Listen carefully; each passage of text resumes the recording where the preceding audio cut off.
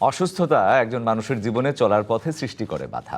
একজন রোগাক্রান্তই শুধু বুঝতে পারেন সুস্থ থাকাটা কতটা সুখের, কতটা জরুরি। শারীরিক বা মানসিকভাবে সম্পূর্ণ সুস্থ থাকতে অনেকেই জানেন না তার কি করা উচিত। সময়, অর্থাভাব কিংবা অলসতায় নিতে পারেন না চিকিৎসকের পরামর্শ। স্বাস্থ্য বিষয়ক নানা সমস্যার পরামর্শ এবং সমাধানের পথ বাতলে দিতেই আমাদের সাপ্তাহিক আয়োজন স্বাস্থ্য কথা। আপনাদের সাথে আছি আমি রঞ্জন শুভ্র। প্রতি শুক্রবার এই অনুষ্ঠানে স্বাস্থ্য বিষয়ক নানা সমস্যার সমাধান দিতে স্টুডিওতে থাকেন একজন বিশেষজ্ঞ চিকিৎসকও। বর্ষা প্রকৃতিতে যেমন স্বস্তি নিয়ে আসে, তেমনি জনস্বাস্থ্যের জন্য নিয়ে আসে নতুন চ্যালেঞ্জ। চলমান বর্ষা মৌসুমে দেশের বিভিন্ন এলাকায় ডেঙ্গুর প্রকোপ বেড়েছে। টানা বৃষ্টি, বিভিন্ন স্থানে জমে থাকা পানি এবং এডিস মশার বিস্তারের অনুকূল পরিবেশ পরিস্থিতিকে আরও উদ্বেগজনক করে তুলেছে। তাই স্বাস্থ্যকতার আজকের বিষয়ে ডেঙ্গু সতর্কতা ও চিকিৎসা। আর এই বিষয়ে পরামর্শ দিতে আমার সাথে রয়েছেন 250 শয্যা বিশিষ্ট টিবি হাসপাতালের উপপরিচালক, জনস্বাস্থ্য বিশেষজ্ঞ ডাক্তার আয়েশা আক্তার। সমস্যার কথা জানাতে যুক্ত হতে পারেন আপনারাও, ফোন করুন স্ক্রিনে দেখানো নাম্বারে। ডাক্তার আয়েশা, আজকে আমাদের এই স্বাস্থ্যকতা আপনাকে স্বাগত। আমরা কথা বলছি ডেঙ্গু নিয়ে। আমরা বেশ কিছুদিন ধরেই কথা বলছি, কারণ ডেঙ্গু একটা জরুরি বিষয়। শুরুটা যদি এইভাবে করতে চাই, আপনার কাছ থেকে যেটি শুনে নিতে চাই যে এই বছর যে ডেঙ্গু দেখছেন সেটি কিভাবে মূল্যায়ন করবেন এবং ঝুঁকি কতটা, ঝুঁকি কি আগের চেয়ে বেড়েছে কিনা সেটি একটু শুনবো। ধন্যবাদ। শুরুতে ডিবিসি কর্তৃপক্ষকে ধন্যবাদ যে ডেঙ্গু এই সময় একটা সমসাময়িক সময় একটা প্রোগ্রাম করার জন্য, মানুষকে সচেতন করার জন্য। তো আসলে ডেঙ্গু তো যদি বলি একটু মানে পিছনের দিকে যদি আমি যাই, যে 2000 সাল থেকে শুরু, এখন 2026, আমরা কিন্তু 26টা বছর ডেঙ্গু নিয়ে বসবাস করছি। তারও আগে কিন্তু ডেঙ্গু ছিল 1963 সাল থেকে ঢাকা ফিভার নামে, তখন তো কেউ ডেঙ্গু নামে চিনত না।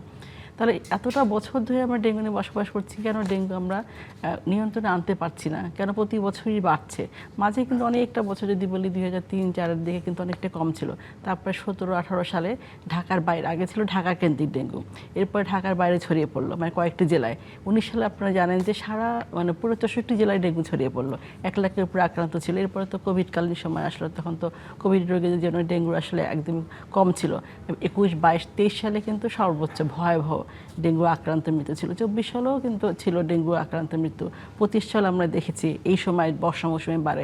এবং আমরা যেটা দেখি কিন্তু এখন শুধু বর্ষা মৌসুম না, সারা বছরই কিছু না কিছু পাওয়া যায় ডেঙ্গু পাওয়া যায়। এবার পাওয়া যাচ্ছে কারণ এখন তো সব জায়গায় আরবানাইজেশন, আধুনিকের যুগে সবাই কিন্তু বাসায় কিন্তু এসি কিন্তু সবার বাসায়, একদম প্রত্যন্ত গ্রাম অঞ্চলে কিন্তু এসি ফ্রিজ সবার বাসায় আছে। প্লাস হলো ফুলের টব তো সবাই লাগাচ্ছে বাসায়। এই যে লাগাচ্ছে ভালো কথা, সবই তো হলো যে সৌন্দর্য বর্ধনের জন্য আমরা কাজ করছি, বা একটু আরামের জন্য আমরা কিন্তু এসি ফ্রিজ সবই তো আমাদের জীবনের জন্য লাগছে। কিন্তু সেই জীবনযাত্রা ভালো মানের যদি আমরা সেটাকে আমরা দুঃখ নিয়ে আসি, তাহলে তো সেটার কোনো আমাদের আসলে সুফলতা নিয়ে আসে না। এই যে আমরা ফুলের গাছ লাগাচ্ছি, টবে প্লেটে তো পানিটা জমা থাকে, সেই পানিটা 3 দিন জমা থাকলে কিন্তু সেখানে ডেঙ্গু মশা ডিম পারে। এবং বর্ষা মৌসুমে কেন পারে? কারণ এই সময় থেমে থেমে বৃষ্টিপাত হয়, বিভিন্ন জায়গায় পানি জমা থাকে, সেই পানিটা থেকে ফেলে দিচ্ছে না, যার জন্য এই সময় বর্ষা মৌসুমে জুন, জুলাই, আগস্ট, সেপ্টেম্বর, অক্টোবরে কিন্তু রোগীর সংখ্যা অনেক বেশি পাওয়া যায়। এই জন্য শুরু থেকে কাজ করতে হয়, মানে ডে 1 থেকে প্রতিটা দিনই হলো ডেঙ্গু নিয়ে কাজ করার সময়। যেমন না যে আমি বর্ষা মৌসুমে কাজ করবো, বাকি শীতের সময় কাজ করবো না। শীতের সময় কিন্তু ডেঙ্গু আক্রান্ত রোগী পাওয়া যাচ্ছে, এমন না যে পাওয়া যাচ্ছে না, সে সময় কিন্তু মৃত্যুর সংখ্যা আমরা পাচ্ছি। তাহলে প্রতিটা বছরই কিন্তু ডেঙ্গু নিয়ে আমাদের কাজ করার সময়।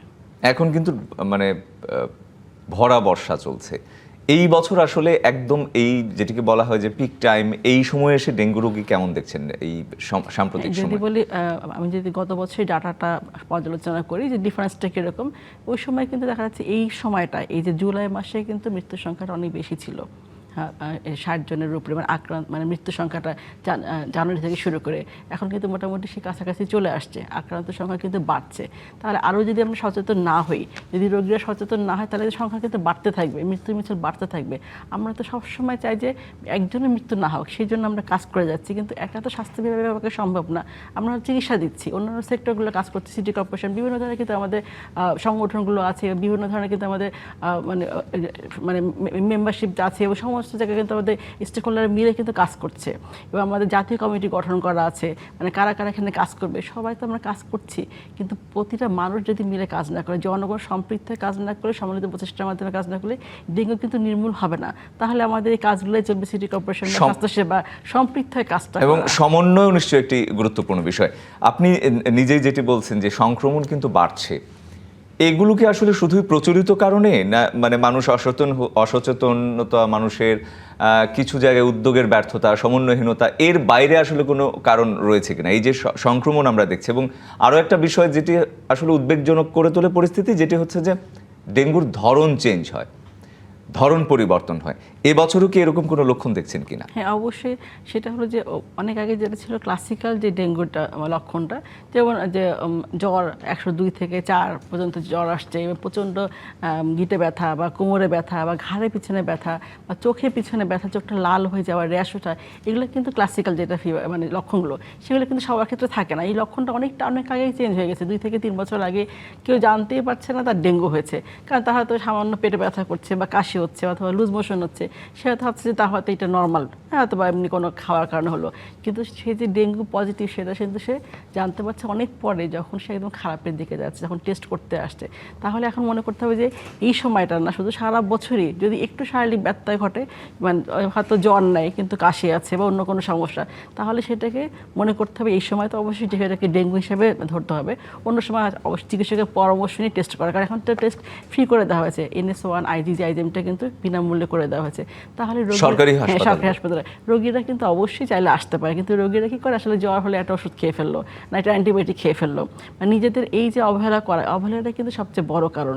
মানে প্রতিরোধমূলক ব্যবস্থা আমি আসবো সেই প্রসঙ্গে, কিন্তু আপনার কথার সূত্র ধরেই একটা জিনিস জানতে চাই যে ঠিক কোন লক্ষণগুলো দেখা দিলে সাথে সাথে একজন চিকিৎসকের পরামর্শ বা হাসপাতালে যাওয়া উচিত? আপনারা যেটি পরামর্শ দিয়ে থাকেন যে অন্তত হাসপাতাল বা চিকিৎসকের কাছে আছে, কিন্তু একজন রোগী আসলে কোন জ্বরের কোন জায়গাটা বা কোন লক্ষণটা দেখা দিলে সাথে সাথে সে হাসপাতালে যাবে? আচ্ছা, ধন্যবাদ। সেক্ষেত্রে হলো যে এখন তো ডেঙ্গু হতে পারে, তার টাইফয়েড হতে পারে, অন্য কোনো যে কোনো ভাইরাল ফিভার হতে পারে, বিভিন্ন কারণে। জ্বর তো একটা উপসর্গ মাত্র।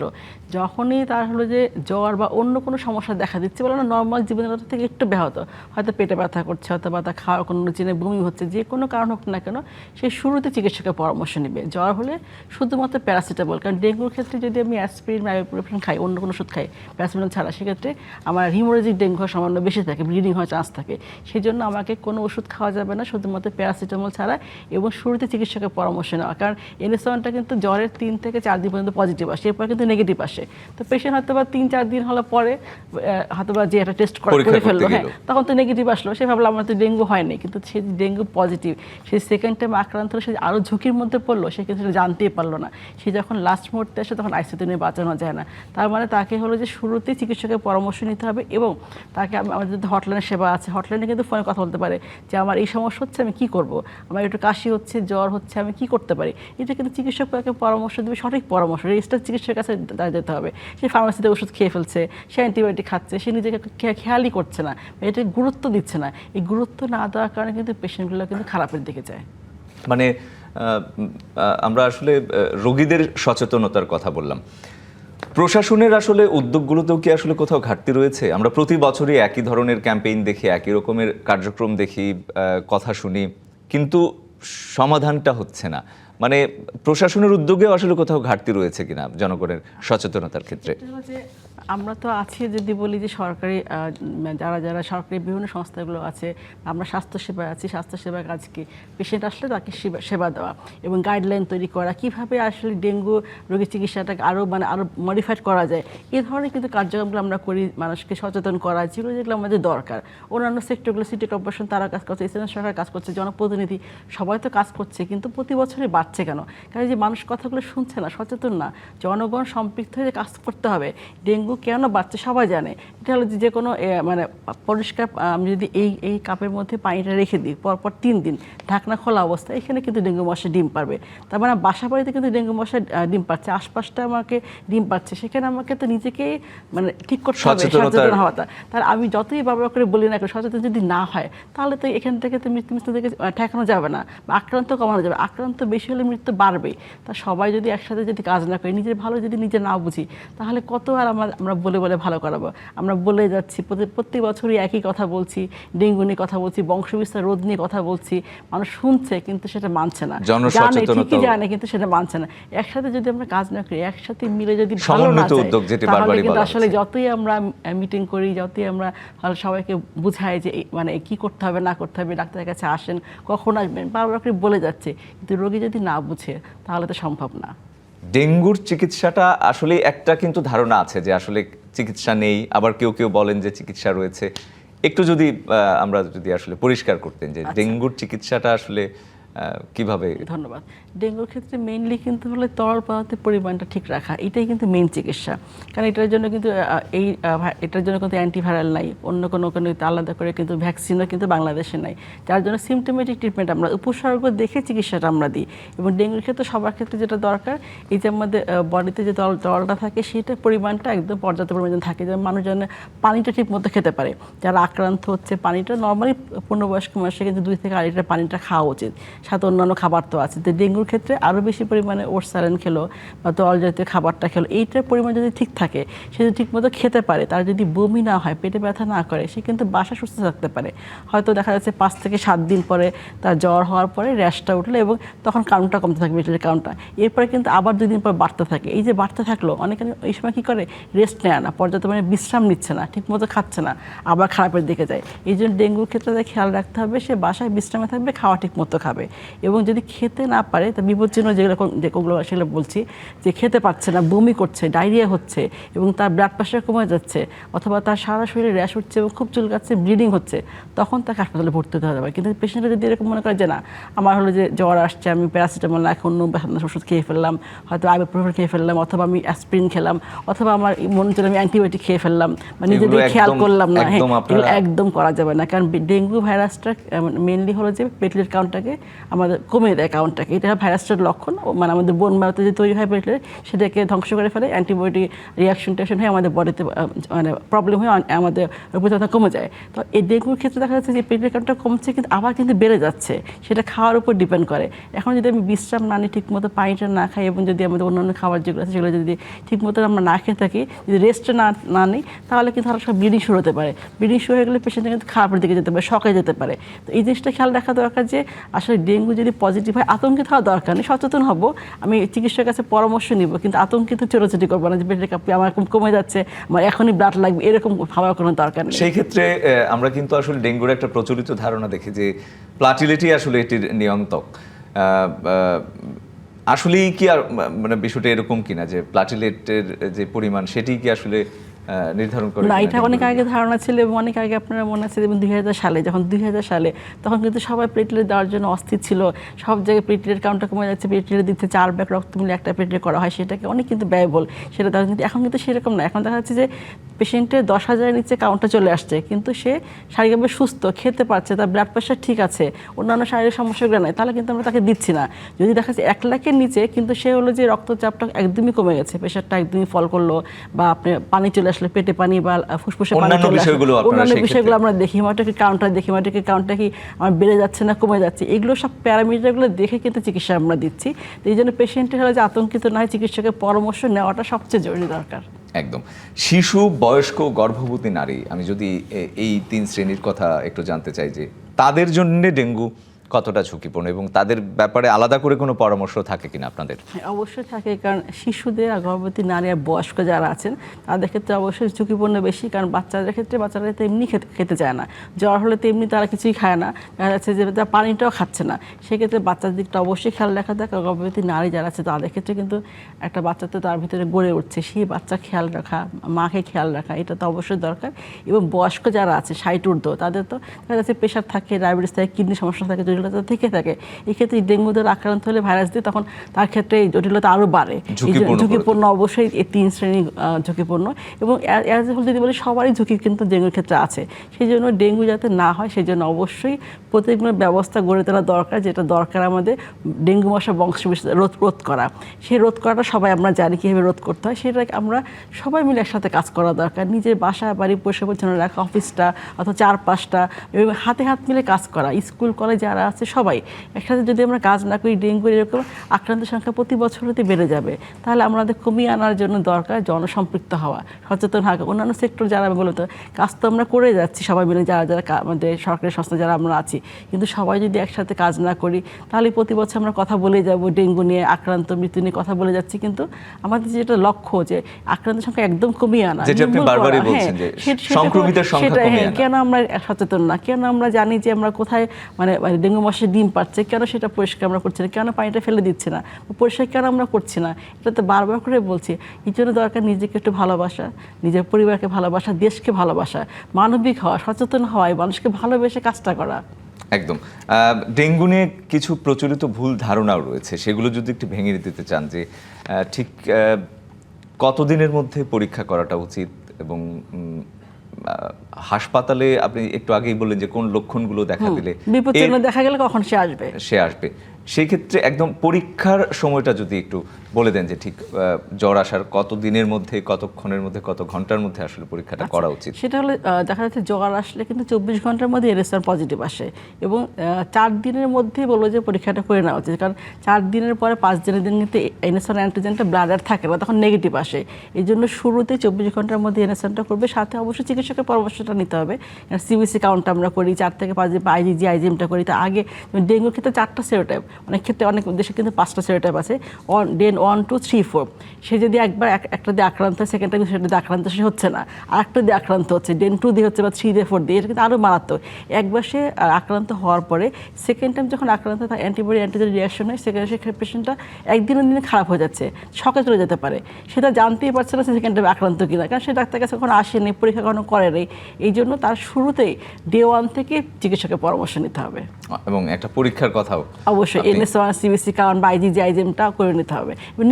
নিজে থেকে করবে না, ডাক্তারের পরামর্শ এসে করবে। অর্থাৎ খাদ্যের কথা যেটি বললাম, যে খাবার আসলে আমরা দেখি যে জ্বর আসলে এমনিতেই আমরা আসলে খেতে ইচ্ছে করে না, খাবারের রুচি কমে যায়। সেক্ষেত্রে ডেঙ্গুর জন্য কি আসলে আলাদা কোনো খাদ্যাভ্যাসের প্রয়োজন? সেক্ষেত্রে জ্বর আসলে তো স্বাভাবিক, যে কোনো জ্বর আসলে একটু খাওয়ার রুচিটা তো কমে যায়, যতটুকু সে খেতে পারে। নর্মালি তো সুস্থ মানুষ তো হলো যে 2 থেকে 3 লিটার পানি খেলো বা অন্যান্য পুষ্টিকর খাবার খেলো। যখন অসুস্থ হয়ে পড়ে তখন তো খাওয়াটা একটু কষ্টকর হয়ে যায়। তখন যেটা সহজে খাওয়া যায়, সহজবোচ্য খাবার, হয়তো জাউ ভাত খেলো বা পানিটা খেলো বা ওটস স্যালাড খেলো, মানে যেটা সে খেতে পারছে, যে লিকুইড খাবারটা সে খেতে পারছে, সেটা বারবার করে খাবে যতক্ষণ পর্যন্ত সে খেতে পারছে, খেয়ে যাবে। একদিন যদি খেতে না পারে, ওই যে বললাম যে খেতে যদি না পারে, যদি বমি হয়, তাহলে কিন্তু স্যালাইন তাকে দিতে হবে, হাসপাতালে ভর্তি হয়ে। সে কিন্তু বাসায় নিজের মতো স্যালাইন দিবে না, কারণ ওভার হাইড্রেশনও কিন্তু খারাপ, ডিহাইড্রেশনও খারাপ, আবার ওভার ফ্লুইডটা কিন্তু খারাপ। সেই জন্য সে তো বুঝতে পারবে না যে কোনটা তার জন্য দরকার। এই জন্য বললাম যে চিকিৎসকের পরামর্শ ছাড়া সে যদি নিজের মতো কোনো কাজ করে, সেটা তার জন্য কুফল বয়ে আনবে, সফলতার চেয়ে। কিন্তু খাবারের ক্ষেত্রে তরল খাবারগুলো আসলে একদম বেশি পরিমাণে খাওয়া দরকার, একদম যতটা পারা যায়। জাঙ্ক ফুড না খেয়ে যেটা সে খেতে পারছে বাসায় সহজে, ভাতটা নর্মাল খাবারটা সেটা খেলো, যে কোনো ফ্রুটস খেলো, যেটা এখন বাজারে তো অনেক ফ্রুটসই পাওয়া যায়, সিজনাল ফ্রুটসগুলো সে খেলো। এবং তাকে খেয়াল রাখতে হবে তার কোথাও কোনো ব্লিডিং হচ্ছে কিনা, নাক দিয়ে বা দাঁতের মাড়ি দিয়ে কোথাও কোনো ব্লিডিং হচ্ছে কিনা সেটা খেয়াল রাখা দরকার, এবং তার মাথা ঘোরাচ্ছে কিনা, জিমচিম করছে কিনা, অথবা প্রেশারটা কমে যাচ্ছে কিনা, এগুলো তার খেয়াল রাখতে হবে। একদম। প্রজনন স্থল নিয়ে এক ধরনের ধারণা রয়েছে, ডেঙ্গুর প্রজনন স্থলের জায়গাগুলো আসলে কি, কোন ধরনের পানিতে বা কোন ধরনের জায়গায় আসলে এডিস মশা বেশি বংশ বিস্তার করতে পারে? আচ্ছা, যেমন অনেক আগে ছিল যেমন ডেঙ্গু মশা শুধু পরিষ্কার পানিতে ডিম পারে, এখন তো সেই ডেঙ্গু ভাইরাসটা আসলে একটা দেশে অনেক বছর থাকার ফলে, জেনেটিক মিউটেশনের ফলে অনেক কিছু চেঞ্জ, তার কিন্তু আগের মতো সেই উপসর্গ থাকে না, সে কিন্তু নিজের মতো করে তার বাঁচতে শিখে গেছে। সেই জন্য এখন কিন্তু শুধু পরিষ্কার পানি না, নোংরা পানিতে সে ডিম পাচ্ছে। যে কোনো পানি যদি আপনি ঢাকনা খোলা অবস্থায় ফেলে রাখেন, সেটা বাসাবাড়ি হোক, বাসা আশপাশে হোক, বেসমেন্টে হোক, বা আন্ডার কনস্ট্রাকশন বিল্ডিংগুলোতে হোক, বা রাস্তাঘাটে যে কোনো ডাবের খোসা বা যে কোনো টায়ার থাকে, সেখানে যদি পানিটা জমে, সেই পানিতে ডেঙ্গু মশা ডিম পাচ্ছে। তার মানে আমার এখন কিন্তু পরিস্থিতি আগের চেয়ে আরও বেশি, আরও সচেতন হওয়া দরকার, খারাপের দিকে যাচ্ছে। কারণ যে কোনো জায়গায় সে ডিম পাচ্ছে, তাহলে তাকে আমাকে প্রিভেন্ট করতে গেলে, প্রতিরোধ করতে গেলে অবশ্যই আমাকে সচেতন হতে হবে। যেখানে সেখানে খেয়ে খাবারটা ফেলে রাখলাম, ডাবের খোসা ফেলে রাখলাম, হ্যাঁ, তাহলে কিন্তু সেটা আমারই ক্ষতি হচ্ছে দিন শেষে, আমি বা আমার পরিবার কেউ না কেউ আক্রান্ত হচ্ছে। এই জন্য বললাম যে সচেতন হতে হবে, নিজেকে ভালোবাসতে হবে, দেশকে ভালোবাসতে হবে, কারণ নিজের কাজটা নিজেরই, অন্যকে ভালো রাখা কিন্তু নিজের দায়িত্বের মধ্যে পড়ে। তাহলে সবাই ভালোবাসা, সবাই মিলে ভালো থাকাটাই বড় কথা। একদম একদম পরিষ্কার। চিকুনগুনিয়ার কথাও কিন্তু শোনা যায়, এই সময়ে এসে কি সেটির প্রকোপও আপনারা বাড়তি দেখতে পাচ্ছেন, বা চিকুনগুনিয়ার ক্ষেত্রে কি আলাদা করে কোনো ধরনের সতর্কতা সাবধানতা এগুলো নেওয়া উচিত কিনা? হ্যাঁ, অবশ্যই না উচিত, কারণ গত বছর কিন্তু চিকনগুনিয়া ছিল, ডেঙ্গুর সাথে তাল মিলে চিকনগুনিয়া রোগীর সংখ্যা কিন্তু অনেক বেশি ছিল। এবং ডেঙ্গুর ক্ষেত্রে হলো যে চিকনগুনিয়া একটা সুবিধা হলো যে ডেঙ্গুর মধ্যে মৃত্যু ঝুঁকি অনেকটাই কম, কিন্তু চিকনগুনিয়া আক্রান্ত হলে সেটা দেখা যাচ্ছে অনেক দিন পর্যন্ত দীর্ঘ সময় আসলে ভুগতে হয়। দীর্ঘ সময় ভুগতে হয়। সে হলো যে হয়তো খড়ে খড়ে হাঁটছে, তার হাঁটা চলার সমস্যা হচ্ছে, তার প্রচণ্ড পেট মানে গায়ে সারা শরীরে ব্যথা করছে। এটা কিন্তু অনেক খারাপটার লক্ষণ যে 1 মাস 2 মাস অনেকে দীর্ঘ 1 বছর এরকম সমস্যা থাকে, এবং সেটা কিন্তু এডিস মশা দিয়ে হচ্ছে। তার মানে আমাকে এডিস মশার বংশবিস্তার রোধ করতেই হবে, এটা কোনো বিকল্প কিছু না। মানে দুটো সমস্যা বা সংকটের গোড়া কিন্তু আসলে সেই এডিস মশা। একদম শেষ দিকে চলে এসেছি, দর্শকদের জন্য কয়েকটি গুরুত্বপূর্ণ পরামর্শ যদি বলে দেন। আচ্ছা, ধন্যবাদ। দর্শক উদ্দেশ্যে বলবো যে প্রতি বছর আসলে বলেই যাচ্ছে একই কথা, তারপর আবার বলবো, কারণ যত বলবো তত সচেতন হবে। আগের চেয়ে মানুষ কিন্তু অনেক সচেতন হয়েছে, স্বাস্থ্যবিধি মানতে শিখেছে অনেক কিছু। তারপর আবারও বলবো যে ডেঙ্গু যেহেতু আমি জানি যে বংশবিস্তারটা কোথায় হচ্ছে, পানিতে। সেই পানিটা আমরা প্রতি 3 দিন অন্তত ফেলে দিই, ফেলে দেওয়ার সময় ভালো মতো ঘষে ঘষে পরিষ্কার করে ফেলে দেবো, কারণ চারপাশে লার্ভাটা জমানো থাকে। এটা খেয়াল রাখবো, নিজে ঘর বাড়ি পরিষ্কার পরিচ্ছন্ন রাখবো, দেশকে ভালোবাসবো এবং খেয়াল রাখবো। আর আমরা ডাক্তাররা বা অন্যান্য সংস্থা যারা যারা কী বলছে, মানুষকে ভালো পরামর্শ দিচ্ছে, ডাক্তারের কাছে আসবে, চিকিৎসা নেবে। সুস্বাস্থ্য সবার আগে দেখতে হবে, পুষ্টিকর খাবার খাওয়া, ঠিকমতো ঘুমানো এবং লাইফস্টাইল একটু পরিবর্তন করা এবং ব্যায়াম করা, এটা সবার আগে দরকার। হামের প্রকোপও কিন্তু আমরা বেশ অনেকদিন ধরে আমরা দেখেছি। হাম নিয়ে কিছু বলবেন কিনা? আচ্ছা, হাম নিয়ে বলবো যে অবশ্যই বাচ্চাদের ভ্যাকসিন দিতে হবে, অবহেলা করা যাবে না, কোনো ভ্যাকসিন অবহেলা করা যাবে না। ভ্যাকসিনের কার্ডটা সংরক্ষণ করে রাখতে হবে, বাচ্চাকে পুষ্টিকর খাবার খাওয়াতে হবে, ভিটামিন এ ক্যাপসুল যখন দরকার, যখন যেটা দরকার সেটা খাওয়াতে হবে। এবং পুষ্টির দিকটা শুধু বাচ্চা না, সবার থেকেই পুষ্টিকর খাবার কিন্তু একটা বড় একটা মানুষের স্বাস্থ্যের জন্য ভালো জিনিস। পুষ্টিকর খাবার, ঠিকমতো ঘুমানো এবং খেয়াল করা সবার ক্ষেত্রে, বাচ্চা, শিশু, বয়স্ক সবার ক্ষেত্রে একটু খেয়াল রাখতে হবে, স্বাস্থ্যের দিকটা খেয়াল রাখতে হবে।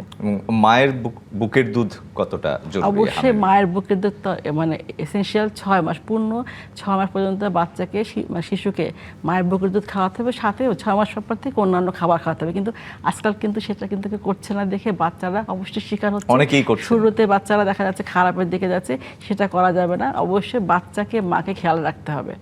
একদম পরিষ্কার। অসংখ্য ধন্যবাদ ডাক্তার আয়েশা আক্তার আমাদেরকে আজকে স্বাস্থ্য কথায় সময় দেওয়ার জন্য। আপনাকে ধন্যবাদ। এই ছিল ডিবিসি নিউজের সাপ্তাহিক আয়োজন স্বাস্থ্য কথায়। সুস্থ থাকুন, ডিবিসির সঙ্গেই থাকুন।